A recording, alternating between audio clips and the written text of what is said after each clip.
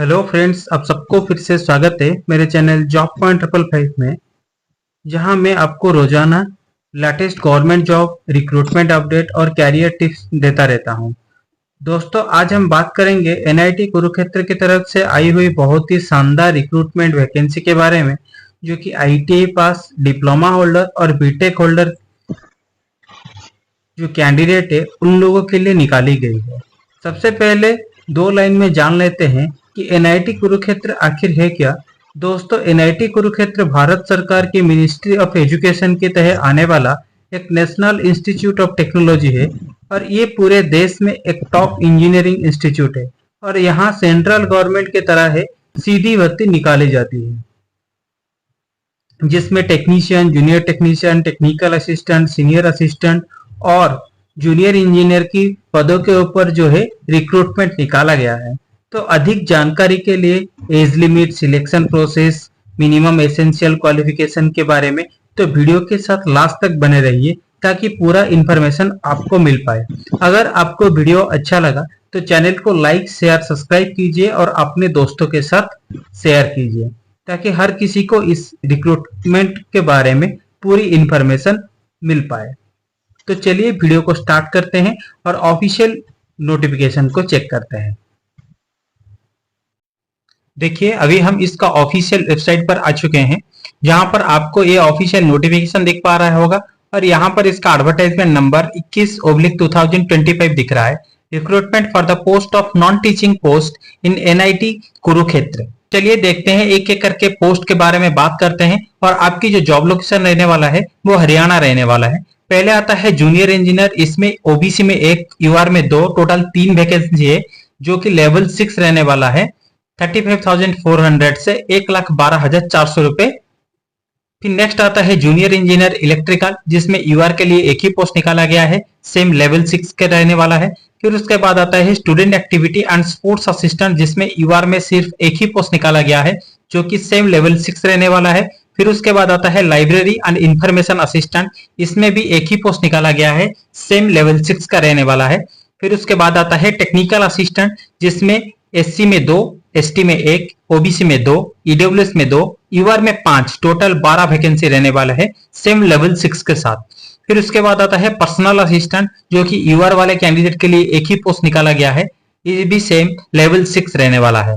फिर उसके बाद आता है सीनियर स्टेनोग्राफर, यूआर के लिए एक ही पोस्ट निकाला गया है, लेवल 5 रहने वाला है, 29,200 से लेकर के 92,300 रुपीज रहने वाला है। फिर उसके बाद आता है स्टेनोग्राफर, जो कि यूआर में 2 पोस्ट निकाले गए हैं, लेवल 4 का रहने वाला है, जिसमें बेसिक सैलरी 25,500 से लेकर के 81,100 रहने वाला है।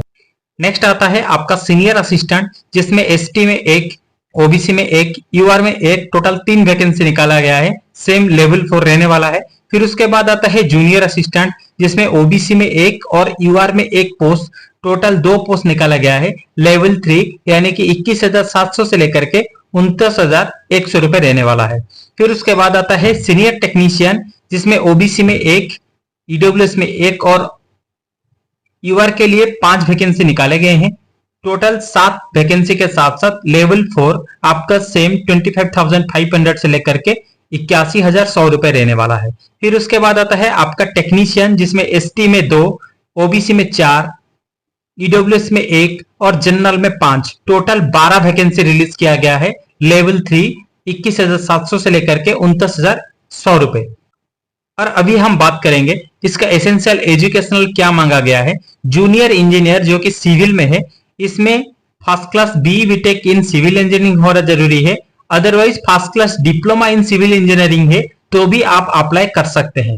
और यहाँ पर जो एज लिमिट है यूआर कैंडिडेट के लिए 30 साल है और ओबीसी वालों को 3 साल का एज रिलैक्सेशन मिल जाएगा, क्योंकि यहाँ पर ओबीसी के लिए भी एक पोस्ट निकाला गया है। नेक्स्ट आता है junior engineer electrical, same first class BE BTech in electrical engineering और first class diploma in electrical engineering, same 30 साल की एज। नेक्स्ट आता है student activity and sports assistant, जो कि first class bachelor degree in physical education किसी भी recognised university या फिर इंस्टीट्यूशन से और उसके साथ साथ strong record of participation in sports and drama, music, film, painting, photography, journalism, event management और अदर स्टूडेंट और event management activity during college और यूनिवर्सिटी स्टडी। और इसमें आपका जो एज लिमिट है वो 30 साल रखा गया है। फिर नेक्स्ट आता है लाइब्रेरी एंड इंफॉर्मेशन असिस्टेंट, जिसमें first class bachelor degree in science, arts और commerce from recognised university institute and bachelor degree with library and information science होना जरूरी है। अगर कोई भी पोस्ट ग्रेजुएट इन लाइब्रेरी और ऑटोमेशन भी कर रखे हैं, नेटवर्किंग, पीजीडीसीए और इक्विवेलेंट किसी भी रिकॉग्नाइज्ड यूनिवर्सिटी से, तो भी वो लोग इस फॉर्म के लिए आवेदन कर पाएंगे। और यहाँ पर जो एज लिमिट है वो upper age limit UR candidate के लिए 30 साल रखा गया है। नेक्स्ट आता है टेक्निकल असिस्टेंट। इसमें टोटल 12 पोस्ट है, जिसमें सिविल इंजीनियरिंग में एससी में एक, एसटी में एक, यूआर में एक, इलेक्ट्रिकल इंजीनियरिंग में एससी में एक और ओबीसी में एक, कंप्यूटर इंजीनियरिंग में यूआर में एक पोस्ट, फिजिक्स में यूआर के लिए एक पोस्ट, केमिस्ट्री में यूआर के लिए एक पोस्ट, कंप्यूटर एप्लीकेशन में ओबीसी के लिए एक post, business administration computer application EWS में एक पोस्ट और सेंट्रल वर्कशॉप जो कि मैकेनिकल इंजीनियरिंग से है, यूआर के लिए एक ही पोस्ट निकाला गया है। जहां पर फर्स्ट क्लास और इक्विवेलेंट ग्रेड इन बीई और बीटेक किसी भी रिकॉग्नाइज्ड यूनिवर्सिटी से या फिर इंस्टीट्यूट से इन ट्रेड के ऊपर अगर आपके पास है तो आप इस पोस्ट के लिए आवेदन कर सकते हैं।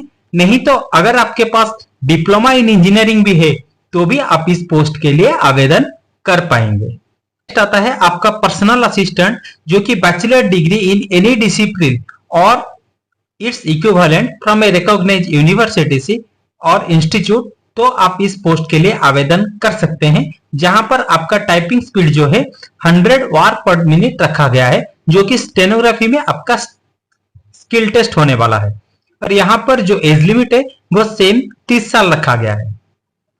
नेक्स्ट आता है सीनियर स्टेनोग्राफर, जिसमें आपको 10+2 और इक्विवेलेंट किसी भी रिकॉग्नाइज्ड यूनिवर्सिटी, बोर्ड या फिर इंस्टीट्यूट से पास आउट हुए हैं। मिनिमम आपका जो वार्ड पर मिनट स्टेनोग्राफी स्किल रहने वाला है वो 100 रखा गया है। और यहाँ पर सेम एज लिमिट आपको जो दे रहा है वो 33 ईयर्स है। तो इसमें नेक्स्ट आता है ओनली स्टेनोग्राफर, जिसमें सीनियर सेकेंडरी यानी कि 10+2 पास आउट विथ जो शॉर्ट एंड टाइपिंग टेस्ट है आपका 80 वर्ड पर मिनट रहने वाला है। और यहाँ पर एज लिमिट आपको 27 साल दिया गया है। नेक्स्ट आता है सीनियर असिस्टेंट, जिसमें आप 10+2 पास आउट किसी भी यूनिवर्सिटी से या फिर इंस्टीट्यूट से, टाइपिंग स्पीड 35 वर्ड पर मिनट है, तो आप इस पोस्ट के लिए आवेदन कर सकते हैं। जहां पर आपका जो एज लिमिट है वो 33 ईयर से अधिक नहीं होना चाहिए। नेक्स्ट आता है जूनियर असिस्टेंट, इसमें सीनियर सेकेंडरी यानी कि 10+2 पास विथ टाइपिंग स्पीड आपका कम से कम 35 वर्ड पर मिनट होना जरूरी है और आपको कंप्यूटर के बारे में नॉलेज होना जरूरी है। यहाँ पे जो एज लिमिट रखा गया है आपको 27 साल दिया गया है यूआर कैटेगरी के लिए। फिर उसके बाद आता है आपका सीनियर टेक्नीशियन, जहां पर सिविल इंजीनियरिंग में एक पोस्ट दिखाया गया है।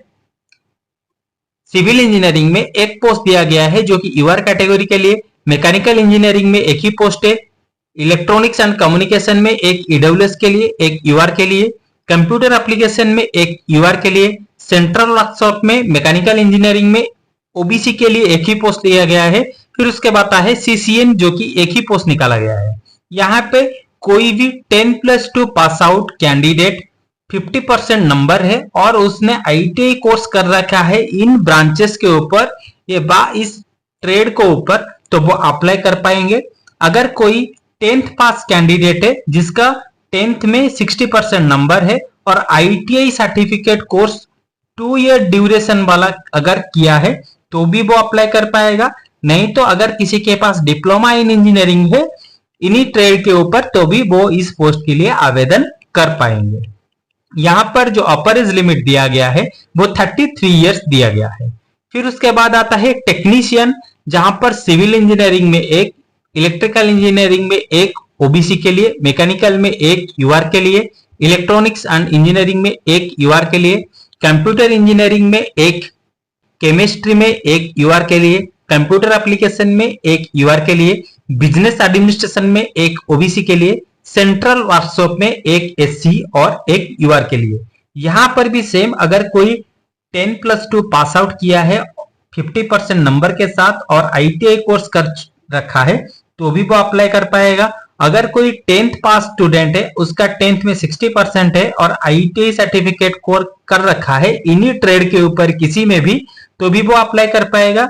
अदरवाइज किसी के पास डिप्लोमा इन इंजीनियरिंग है तो भी वो अप्लाई कर पाएगा। जो +2 साइंस वाला कैंडिडेट है, अगर उसके पास केमिस्ट्री आज ये सब्जेक्ट था, वो भी केमिस्ट्री के लिए अप्लाई कर पाएंगे। तो यहां पर जो एज लिमिट रखा गया है वो 27 साल दिया गया है। देखिए फिर उसके बाद आता है नेक्स्ट मोस्ट इंपोर्टेंट डेट, जो कि डेट ऑफ पब्लिकेशन हुआ है वो 12/8/2025 को हुआ है। इसका अप्लाई ऑनलाइन का जो डेट है वो 18/8 को शुरू हो जाएगा। लास्ट डेट जो क्लोजिंग है वो 30/9/2025 से रात को 12 बजे तक वो ऑनलाइन एप्लीकेशन फॉर्म क्लोज हो जाएगा। और ऑनलाइन एप्लीकेशन करने के बाद भी आपको जो ऑनलाइन एप्लीकेशन फॉर्म जनरेट होगा उसको जो ऑफिशियल एड्रेस है उस ऑफिशियल एड्रेस में सेंड करना है। और उनके पास पहुंचने का जो लास्ट डेट है वो 6/10/2025 शाम को 5:30 बजे के अंदर अगर आपकी फॉर्म वहां पहुंच जाएगा तभी जाके आपका ये जो एप्लीकेशन फॉर्म है इसको एक्सेप्टेंस किया जाएगा। अगर आपने ऑनलाइन फॉर्म अप्लाई कर दिए और एड्रेस पे सेंड नहीं किए तो फिर आपका जो फॉर्म है उसको रिजेक्ट कर दिया जाएगा। तो दोस्तों यही था एनआईटी कुरुक्षेत्र की तरफ से आया हुआ रिक्रूटमेंट के बारे में डिटेल इंफॉर्मेशन। आशा करता हूं आपको ये वीडियो बहुत इंफॉर्मेटिव लगा होगा। अगर आपको वीडियो अच्छा लगा है तो चैनल को सब्सक्राइब कीजिए और दोस्तों के साथ शेयर कीजिए। Thank you for watching my channel job point.